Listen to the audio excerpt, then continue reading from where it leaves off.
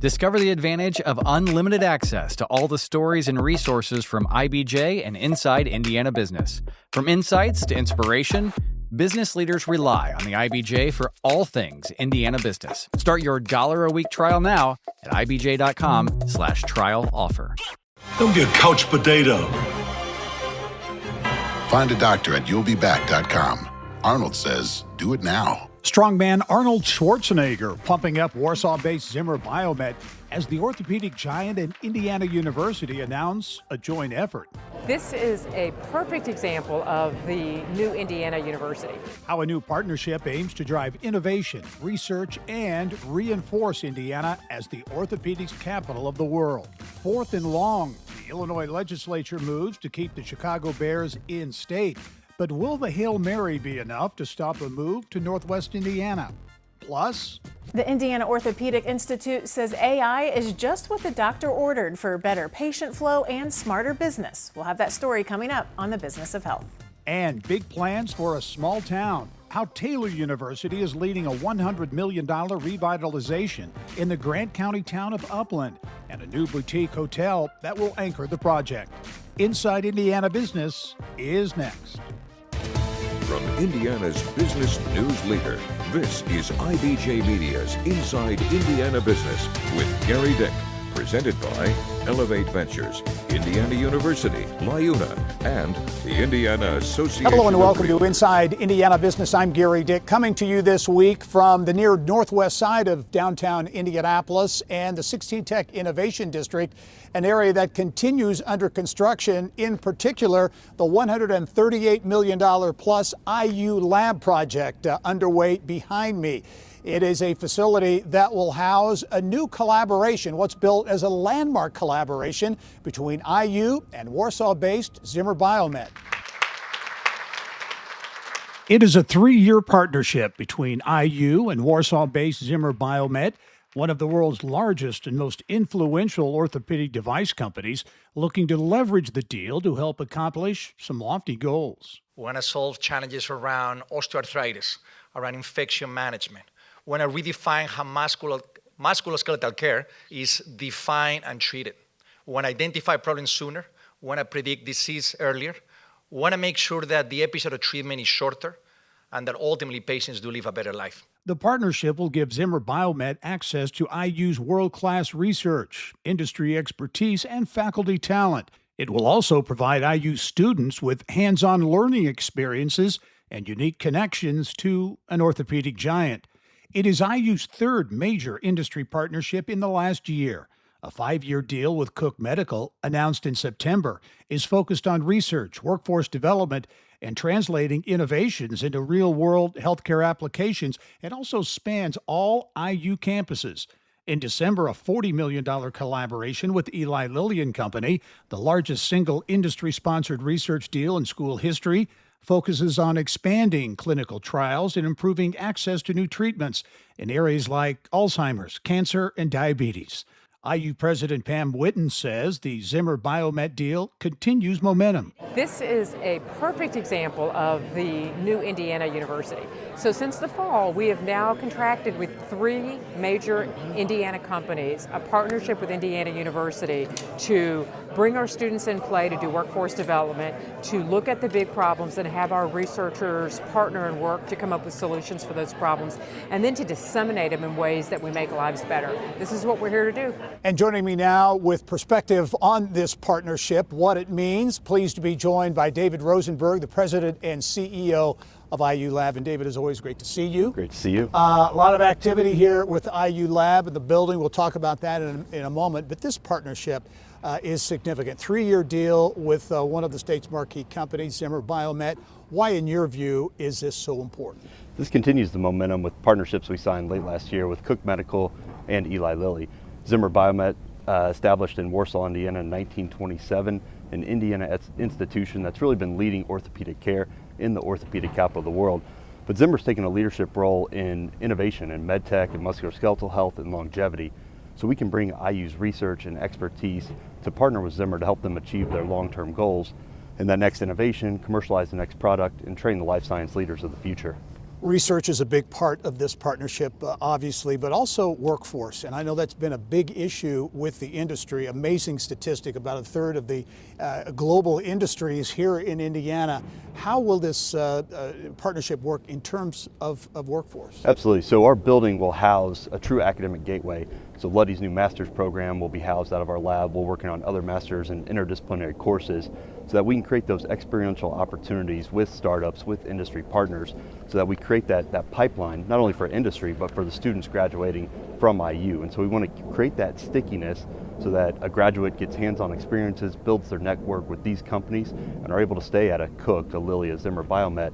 We know how important that is for the community in Warsaw to continue to grow and be that orthopedic capital of the world. And we think the IU students graduating can really play into that long term. We want to see it with existing and new industry partners, but also with startups. We've launched our IU Health Incubator IU Lab in partnership with IU Health, Plug and Play, Generator, and BioCrossroads. We'll see 34 early stage human health companies come through the IU Lab each year. And the goal there is to help them grow, help them scale, but keep more of those here in Central Indiana to add the incredible ecosystem that's been built. You touched a bit on it, but give us an update on IU Lab, $138+ million project that will soon be coming out of the ground. Where do things stand? When will it open? Yeah, so our building will open in fall of 2027 for the academic programming that year. We are on track with the schedule. There's been a huge amount of work by the entire team, kind of underground and at grade currently. So we're excited to have the tower crane up as of last week and really start to see that go vertical to show the progress and momentum to our ecosystem partners and the companies we work with. Final question for you. Is this, in your view, kind of a realization of a vision that's been a long time coming? 16 Tech was many years in the making. It obviously is reality now, but as we're seeing things come out of the ground, partnerships announced, a realization of a vision. Absolutely. Friend and mentor David Johnson, who was instrumental in the creation of this, was at our groundbreaking last fall, and he said it's never had more momentum, and it's just incredible to see things now coming out of the ground, the work being done, the collaborations, the talent development that's happening here. It truly is special, and again, it's the secret sauce that doesn't happen in a whole lot of other ecosystems. David Rosenberg, IU Lab, thanks for joining us. Great to see you as always. Talk to you soon. Well, still ahead for you, the Chicago Bears' potential move to Northwest Indiana takes yet another turn. Details on why Bears brass made another visit to Hammond. Plus, the Indiana aviation connection to training future astronauts. Lift Academy's new mission with NASA. I'll be back in studio here in Indianapolis with those stories and a lot more right after the break.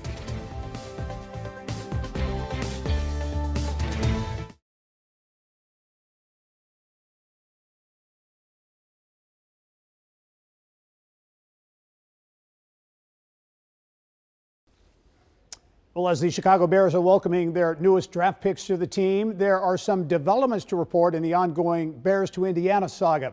Just days after Bears team president Kevin Warren and owner George McCaskey met with Hammond Mayor Tom McDermott and others in Northwest Indiana about a potential stadium project in Wolf Lake, the Illinois House approved so-called mega projects legislation that could pave the way for a new stadium in suburban Arlington Heights. But unexpected amendments to the bill mean there could be changes on the horizon when the Illinois Senate convenes next week. If the bill passes muster in the Senate, it would then just need a signature from Governor J.B. Pritzker to become law. In reaction to the legislative developments, Hammond Mayor Tom McDermott said it's movement, but it's not resolution, adding, let's be clear, Illinois still has to prove that it can fund and execute what it's proposing. Indiana is ready right now. The Bears have said they expect to make a decision in late spring or early summer, so the clock is ticking. To Southeast Indiana now, where River Ridge Commerce Center, it is continuing to be a hotbed of development. Communications Test Design, Inc. announcing this week it will invest $44 million to build its third facility at River Ridge, a move expected to create more than 400 new jobs in its initial phase. A new report out this week shows the business park generated $3.6 billion in economic impact in 2025, supporting some 21,000 jobs in the region, including more than 13,000 jobs specifically at River Ridge. To Northwest Indiana, where Microsoft is detailing plans for a possible second data center in LaPorte. The company is currently building a $1 billion data center there. Microsoft's new proposal involves annexing 1,000 acres of land and constructing up to 17 buildings. That proposal expected to go before the city council there in May. The U.S. Olympic swim trials pool used inside Lucas Oil Stadium in the summer of 2024 is now up for sale. The pool was set to become the anchor of a new $54 million aquatic center in Fort Wayne. But the Fort Wayne Swim and Wellness Alliance was unable to secure the necessary funding for the project. The Alliance hopes to sell the pool now and related memorabilia for around $1.6 million. To big news in a small Grant County town, Upland, where Taylor University's ambitious $100 million Main Street Mile project got a big boost late this week. The university breaking ground on a $35 million boutique hotel and event venue and guest cottages that will anchor that project. Taylor President Dr. Michael Lindsay says the project will be transformational for Upland and the university. Blessing to the community where we serve. Research one institutions like Purdue, IU, Notre Dame have a long legacy of making economic and community development a centerpiece of what they're trying to do for the university's future. But smaller schools have not always done that. But we had a number of our alumni and our friends and neighbors and even our faculty and staff and students who said, we've got a role to play here in this small town. Upland only has about 750 households, a few thousand people, but we've been here for a long time. The Catalyst Corridor Initiative in Warsaw-Winona Lake is getting another boost. This one focused on quality of place and recreational opportunities. Work is starting on a new community field house there, which will feature an indoor turf field, batting cages, and a weight room. Nearby, a 15-acre bike park will offer space for riders to learn and grow their skills.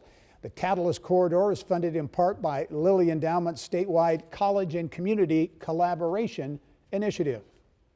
Vincennes University moving forward with big plans to modernize campus housing aimed at strengthening partnerships with major employers like Amazon and Walmart. In Southwest Indiana, Vincennes' Board of Trustees has approved a $35 million project that centers on redeveloping Godare Hall into a facility featuring all private rooms. It's part of a bigger picture to create a more vibrant living environment for adult learners and traditional students on campus. Fishers-based Stick and Hack Entertainment has acquired West Fork Whiskey's property in Westfield and plans to open a major sports and entertainment venue at the site. The IBJ reporting this week the facility will include 2 restaurants, 3 full-service bars, an outdoor beer garden, golf and racing simulators as well.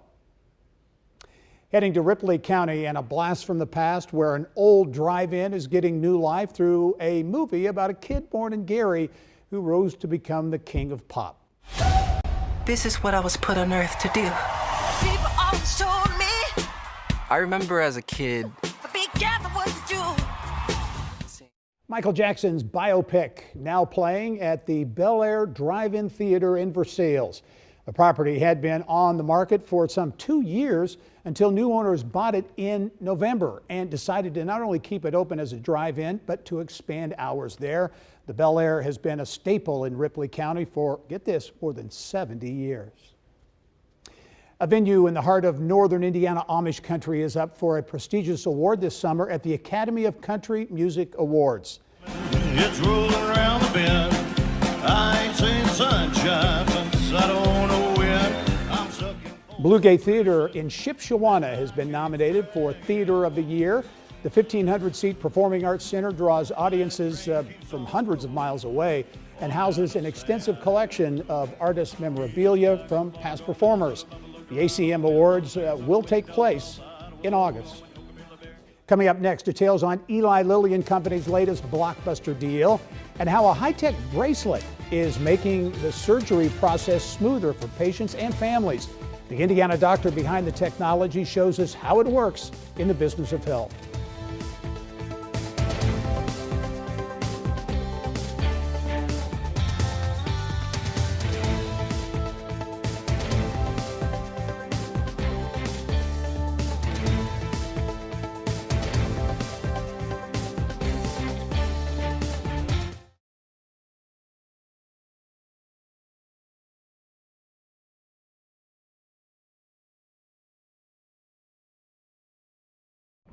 In the past, my weight loss journey has been a roller coaster. It's been frustrating, it's been bumpy.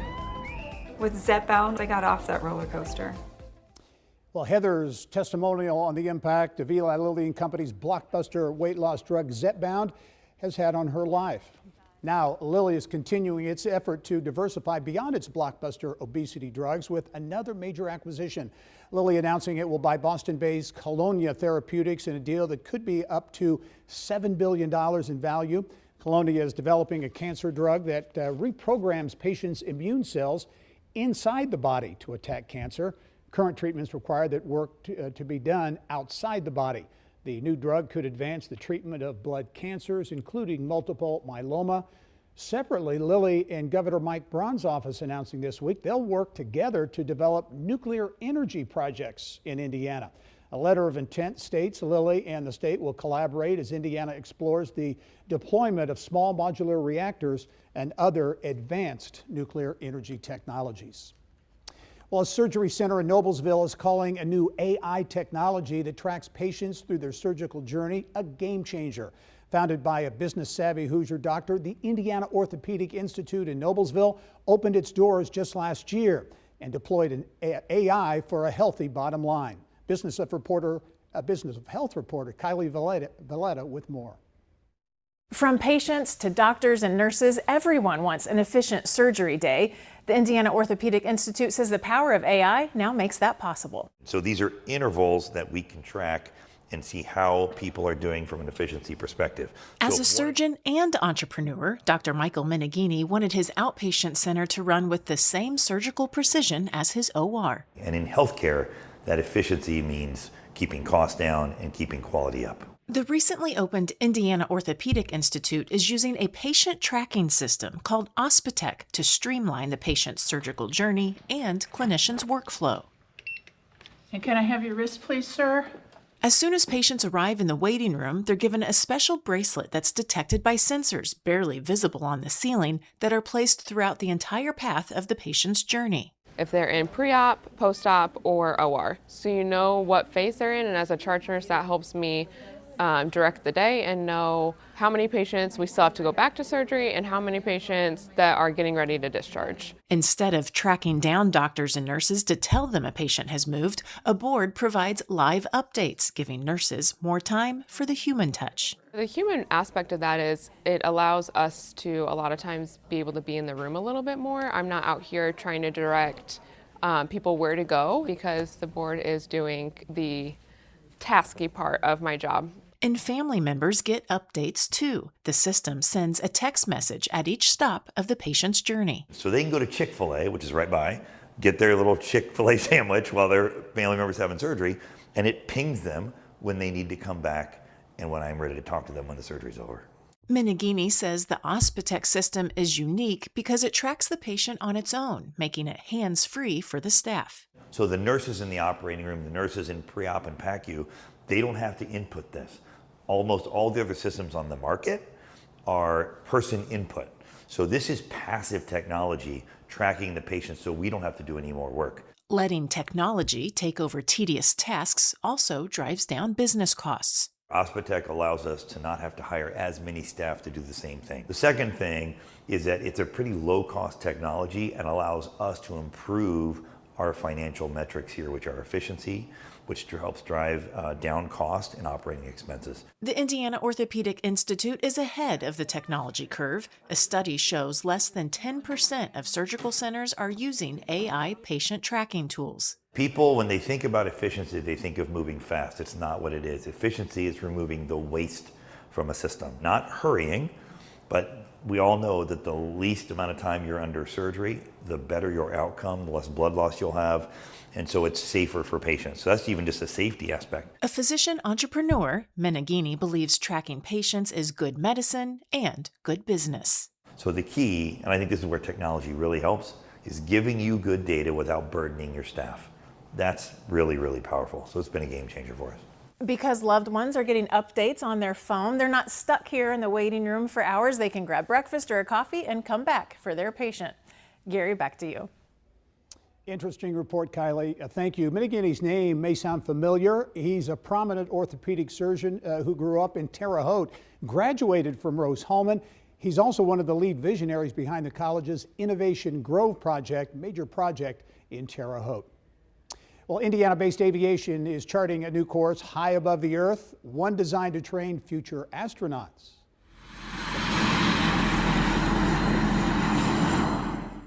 Carmel-based Republic Airways Lift Academy landing a contract to provide specialized flight training for NASA astronaut candidates at its facility in Galveston, Texas. Lift will train future space explorers on NASA's T-38 jet trainer. 4 astronaut candidates are already participating in the program. When we come back, buckling in for the month of May. That's the American spirit at 200 miles per hour. We break down what's on the grid for our Business at the Brickyard coverage at the Indianapolis Motor Speedway. It's all coming up right after the break.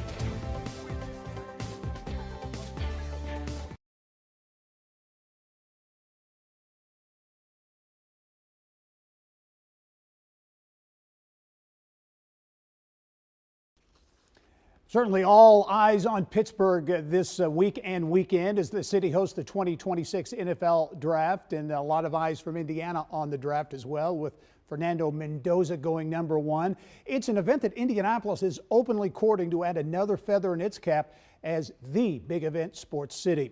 A team of 8 representing the Indiana Sports Corporation visit Indy, downtown Indy, and the Capital Improvement Board in Pittsburgh for the draft, building off meetings with the NFL during the Combine and recent Final Four, as Indy makes its case to host a future draft. Sports Corporation President Patrick Talty tells me the Indy delegation is getting, quote, positive feedback in its quest to be asked to bid on a future draft.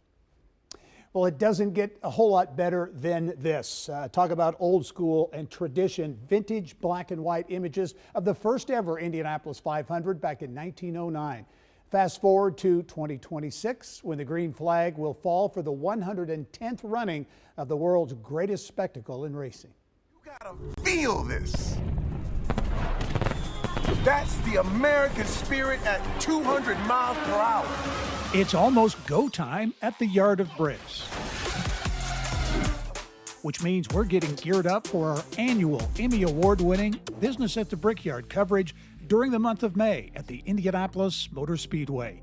Starting grid for next week's show, an in-depth look at what's new this year at the track, the latest on a potential race sellout. That's cool. And the surprises crews found underneath the surface in Turn 2. Dave Calabro hanging out with the champion of the Indianapolis 500, Alex Palou. We'll also lean on race expertise from Dave Calabro, the voice you've come to know at IMS, and our IBJ Media partner in podcasting. Add to that, we'll pull back the curtain on Arrow McLaren's new IndyCar headquarters in Indianapolis, which includes a state-of-the-art fitness center.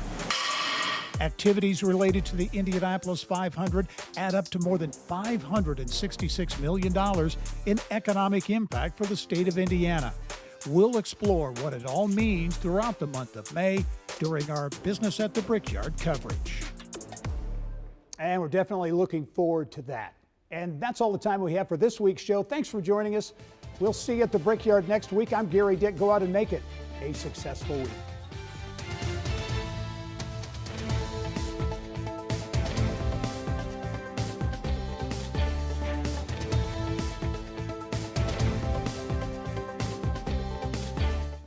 Stay ahead with Inside Indiana Business Radio on Demand, your go-to source for the latest business news across the Hoosier State. Join hosts Gary Dick and Alex Brown every weekday morning and afternoon for concise updates on Indiana's top business stories. Subscribe now on your favorite podcast app or listen at ibjpodcasts.com.